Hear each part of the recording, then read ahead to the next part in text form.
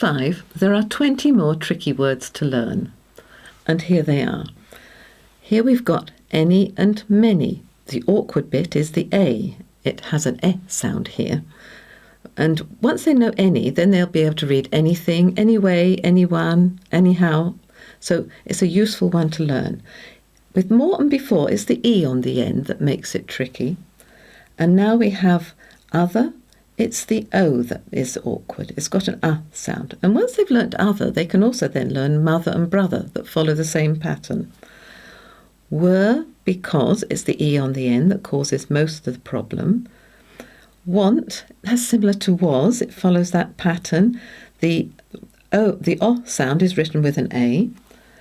Put, well, it should be put really, but the children have to learn that says put.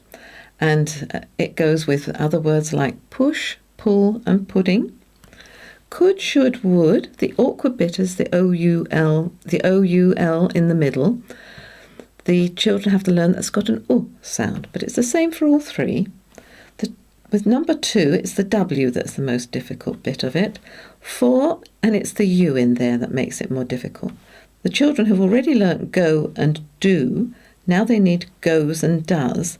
And basically you put ES on the end of the go and ES on the end of the do. Here we've got there. They've already learnt there with THERE. Now they've got to learn this one, and this one, of course, is about belonging. So it's their house, their dog.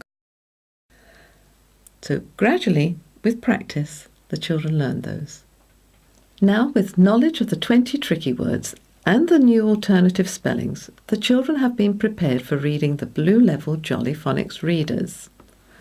And as you can see, there's 3 types are represented: non-fiction, Inky Mouse and Friends, and general fiction. And this story is about the Nile, and here we have what makes it decodable. So we have the 42 letter sounds. They're needed still. The Y with at the end of happy, the hop over E's, and now the digraphs that are taught in the step 5, and also the tricky words in step 5. Now, the emphasis is now moving from learning to read to reading to learn. And in this case, the children are learning about the River Nile. So here, of course, it's in Africa.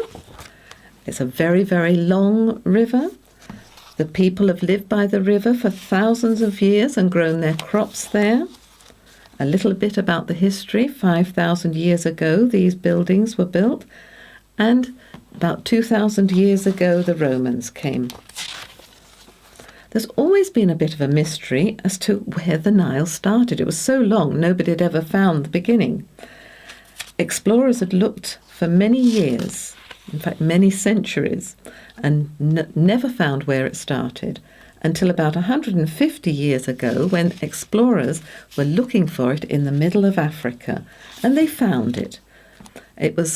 It came out of the Lake Victoria, and here now they've built a dam that has hydroelectric power just where the river starts. But there's always a mystery.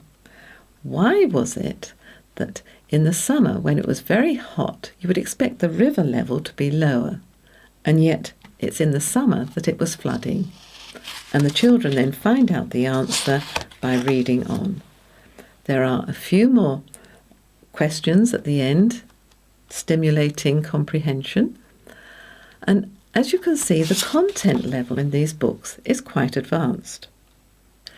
If these books are too hard for some of the children to understand, then choose simpler decodable books, such as those described in the section on decodable readers. The children can always enjoy reading the Blue Level at a later date, when their comprehension skills have sufficiently improved. Writing and spelling should continue to be a major focus and encouraged as much as possible, using many different approaches, such as the children writing messages to each other, writing a shopping list, retelling a story, writing their own news, creating a story of their own, or even writing a diary. The more the children write, the easier it becomes, and the easier it becomes, the more they enjoy doing it. Now, not all the children will be at this stage, which is why it is important to continue with dictation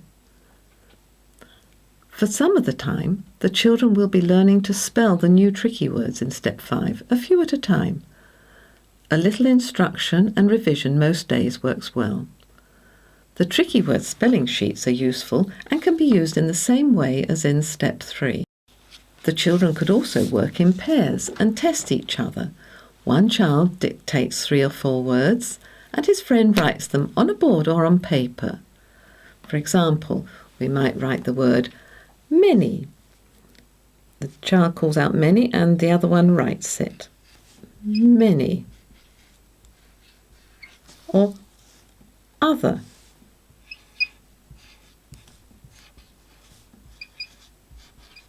Or put.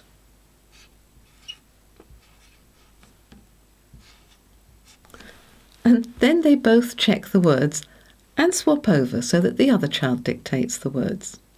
The aim is for both of the children to learn how to spell these new tricky words. It makes a change to dictation always being given by the teacher. There are, however, times when the children should continue to write on lined paper and be encouraged to use their neatest handwriting. A variety of approaches helps to keep the children focused and interested in their writing.